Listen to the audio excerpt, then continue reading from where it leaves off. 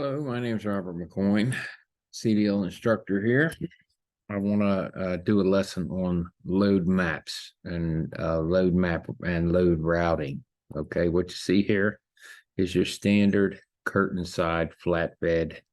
Uh, the curtain side flatbed is a great trailer because you can load stuff, you can load items and unload items from both sides and the rear versus a standard dry van type of trailer, okay, or a standard refrigerated type of trailer.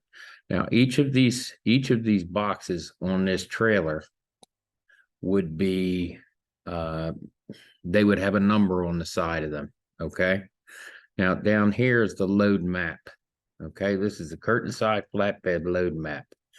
Now, when I worked for a company that used to deliver to a lot of different Lowe's and Home Depot stores, we used to get a map like this with every load.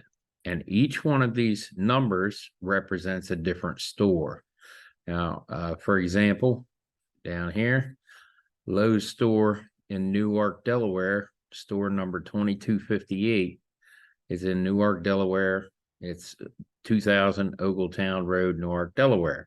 We know that that store being 2258 is on the load right here.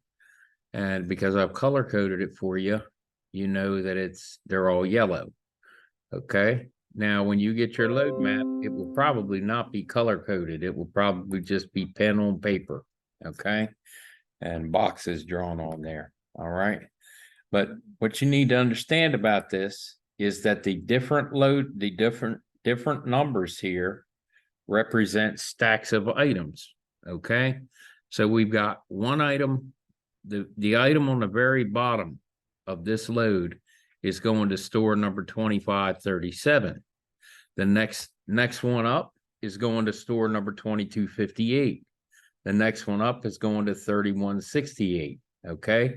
So in this area on the trailer, you actually have three different stores stuff. Okay. It's very critical that you understand this, because if you give away somebody's stuff, they're not going to be happy about it. And these other stores will take that freight and they won't know whether, and they will just, I hate to say it, but they will say they never got it. Okay. Or they won't take the time to check, or whatever the case is.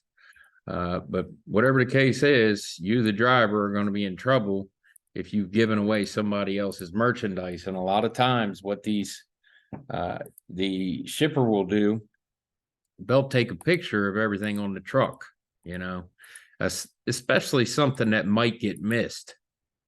They'll take a photo of it, and then if you miss it, then that photo comes out and they say it was on the truck. Your driver missed it. Now you owe us for that piece.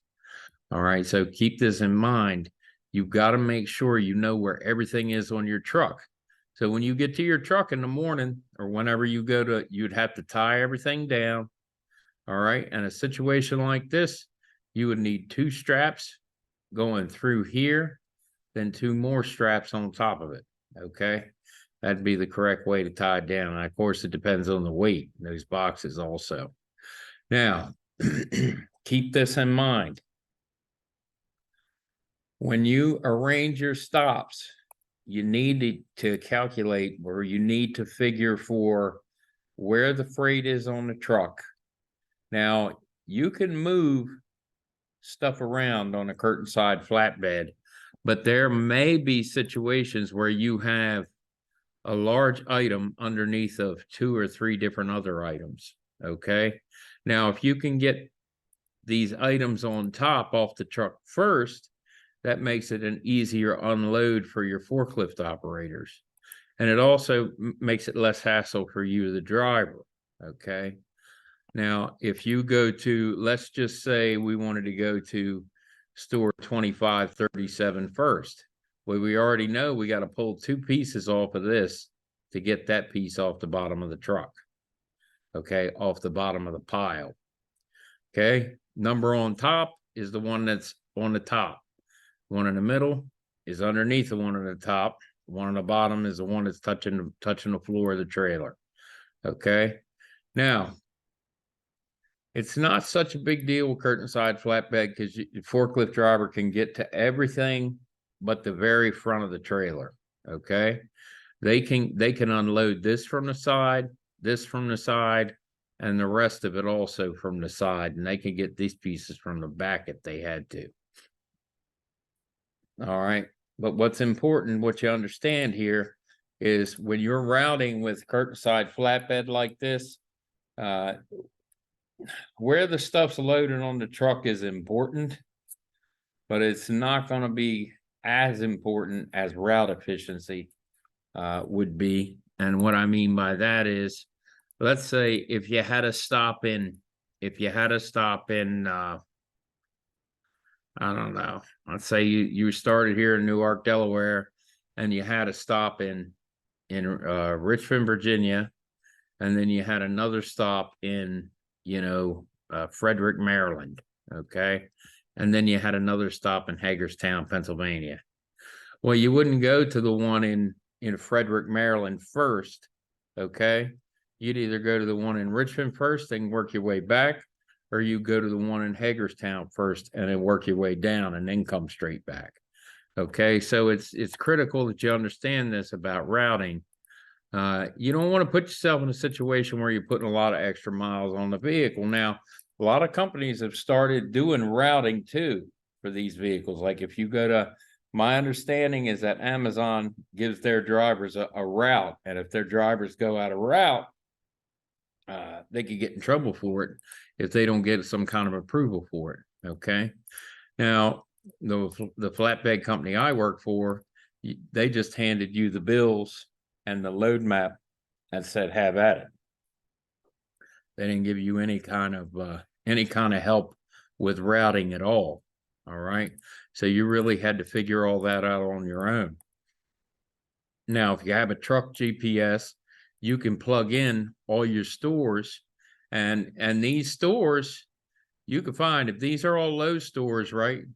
You could literally go on Google and say, hey, what is Lowe's store number 2258? And it'll bring it up, whatever Lowe's store 2258 is. It's Newark, Lowe's 2000 Ogletown Road, Newark, Delaware. All right. It'll bring it up if you type in those numbers. If you were delivering to Amazon warehouses, they're all numbered too. You just have to punch in the number of the facility and then the address will come up. Okay. So, now you're going to do an assignment on this where you're going to have to route for this load. Okay. So now I'm not going to say that I want you to,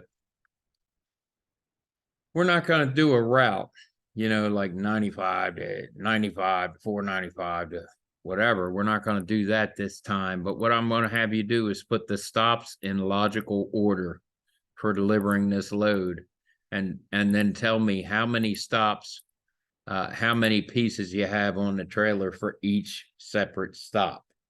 Okay. All right. Now that's the plan. You have a good day. God bless you.